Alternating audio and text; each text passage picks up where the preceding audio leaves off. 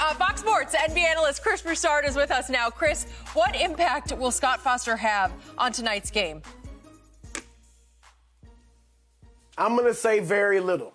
This is not going to be win or lose because of Scott Foster.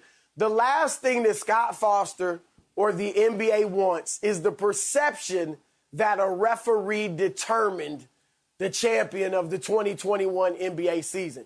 Remember, I mean, they're, 15 years removed from Tim Donaghy. So nobody wants anything like that. Even, this isn't close to that, but even a hint of foul play in the officiating. Now, I'm not saying Scott Foster's going to go out of his way to give Chris Paul and the Suns a favorable whistle, but I do believe they'll get a fair whistle. I don't think the Scott Foster, Chris Paul situation will be a big deal. It won't be a subplot. I don't think it's going to have a major impact on tonight's game. And I've got Phoenix winning tonight's game and forcing a game 7. All right? Now, here's why. I like the comments and the body language that I've seen from the Suns players since the Game 5 loss. You know, they don't look defeated. They don't sound deflated. They actually sound like they still believe they're the best team. Their spirit has not been broken. And with good reason, because they know they could have easily won the last 2 games, and this series could even be over, let alone them up 3-2. So they've got to shore up a few things. Number one, their starting 5 has been much better than Milwaukee's starting 5. Their starting 5 is a plus 34 combined in the minutes they've been on the floor. So I'm saying their starters have got to be ready. Every starter's got to be ready to go 40 minutes or more. Devin Booker's got to be ready to go 48. I'm not saying they're going to play that much, but their mentality has to be, I'm ready to go the whole way. Because their bench is what's killed them, and obviously the loss of Dario Saric, even though he's not a great player, he's big, and he was one of their key rotation guys, so that's hurt him. So I believe their starters will be ready to play big minutes, and it'll pay dividends. Second thing, they've got to shore up the transition defense. Milwaukee has killed them in transition. The Suns' half-court defense has been good.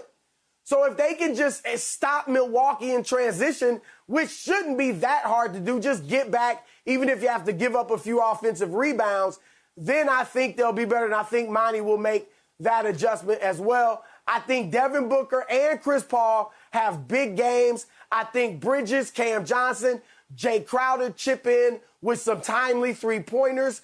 I think Drew Holiday and Chris Middleton do not play as well as they did in Game 5. And I think Phoenix takes this thing home for a Game 7. Well, I agree with you. I don't believe Scott Foster will have the impact on this game that a lot of people believe that he will. But I was also thinking about going with Phoenix also. I say because Scott Foster, I think this is the time that, Scott Foster and Chris Paul's got, you know what?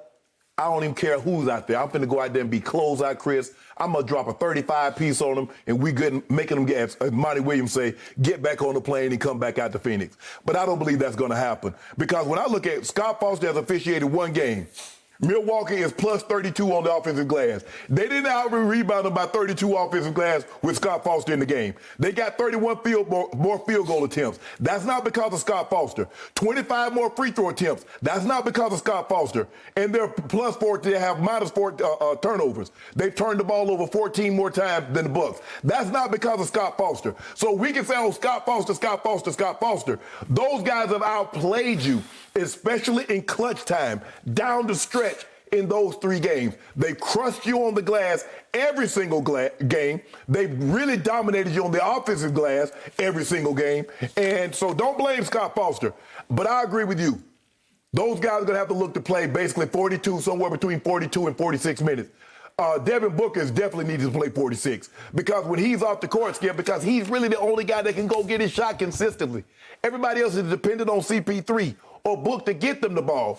And Ayton, bro, you got to give me 48, and I'm going to need 22 and 19 from you, or 20-20.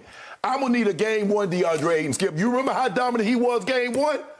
That, in order for them to have a chance to get back on the plane, to go back home to have a game, and not to go clean out their lockers and get ready, Devin Booker get ready to go catch a jet to go to Tokyo, DeAndre Ayton needs a 2020 ball game. So tonight for me is all about Scott Foster, Scott Foster, Scott Foster. I'm going to say it 3 times and maybe that'll make him go away because I don't think he's going away. He's not. The NBA had to do this. The NBA was on the hot seat. They were backs to wall. They had to show we support our Scott Foster. He's one of our top referees. We reinforce him. We validate him by sending him to Game 6 in Milwaukee. I'm sure it was already assigned before all this started to unravel. But to me, all the proof I need was what happened in Game 3. Early on, Giannis ran over Jay Crowder, just flat out ran him over. This was the Scott Foster game, Game 3 in Milwaukee. And if we could see that, please. He runs him over, and Scott Foster has the audacity to stick it to Chris Paul's team by saying, oh, this foul's on Jay Crowder. I'm going to call Jay Crowder for the foul. How can you do that? That's the worst single call in these finals. Yeah, that was a charge. He just ran him over. That was a charge. Okay, so that set the tone for what was about to transpire. DeAndre Ayton got into immediate deep foul trouble. But he fouled them, people, okay, Skip. Okay, but it's like, if there's any, if it's 50-50, Scott Foster is going to blow his whistle on Chris Paul's team because there's bad blood. It got so bad in Oklahoma City, going back, obviously, 2 years ago, that Chris Paul went to the league office. He officially protested Scott Foster, saying that they just have a personal problem. This obviously became public, got back to Scott Foster, and he's the kind who's going to say, okay, watch this. And I just don't love it because I don't love Chris Paul's mentality tonight because as soon as he hears it's Scott Foster, he's going to feel defeated because a lot of times you just can't overcome that kind of refereeing. DeAndre Ayton in the second half of Game 3 played a grand total of 5 minutes because he was in such deep foul trouble and scored a grand total of 2 points. Well, if that kind of refereeing happens tonight where it is nitpicky foul calls on DeAndre Ayton, the key to the whole series has been Giannis versus Ayton. Now, I had a Phoenix source tell me last night that they feel like Ayton is almost too nice of a guy. Giannis is a nice guy, but he plays his tail off. Right.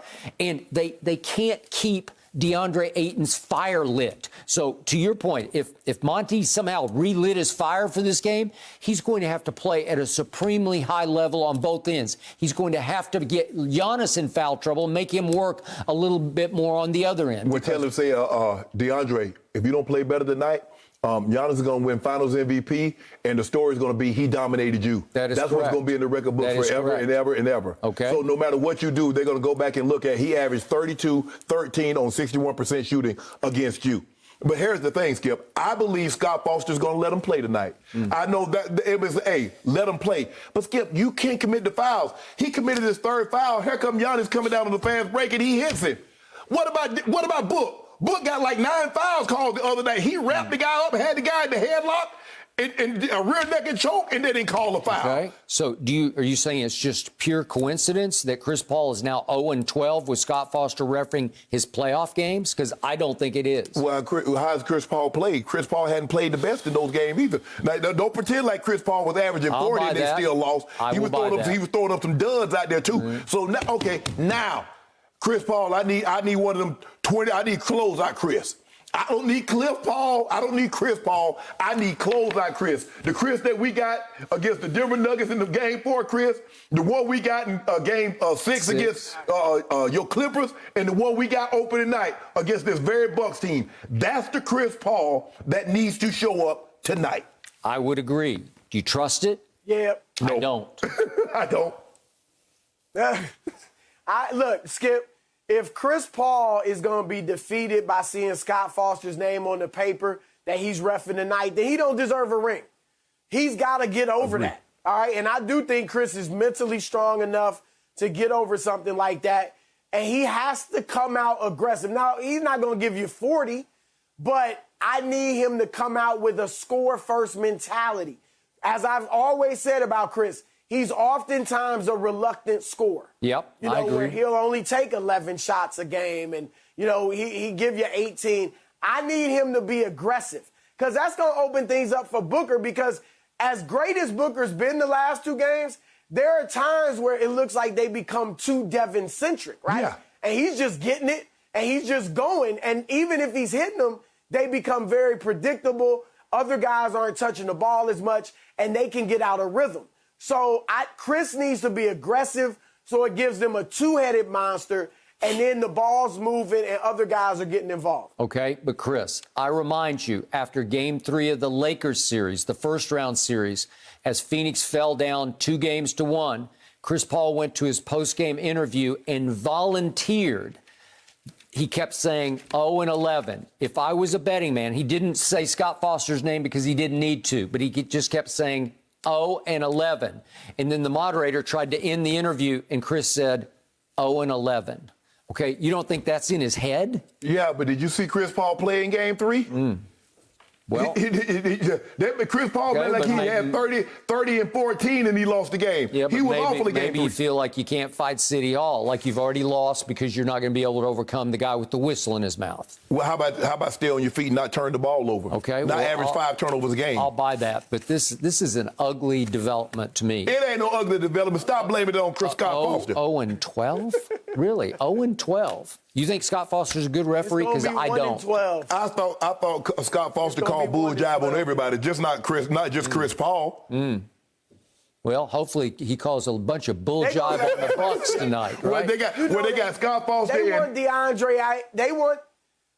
DeAndre Ayton on the court. The NBA would love a game. So I'm not saying they're gonna force it, but they'd love a Game 7. They'd love an epic Game 6. There is no way they can take these dudes off the court if they're not committing just atrocious fouls. Yeah. Thank you for watching. You can subscribe here to get the latest from the show, and be sure to check out more of the best clips from Undisputed, or go watch a few other segments from our other shows on FS1.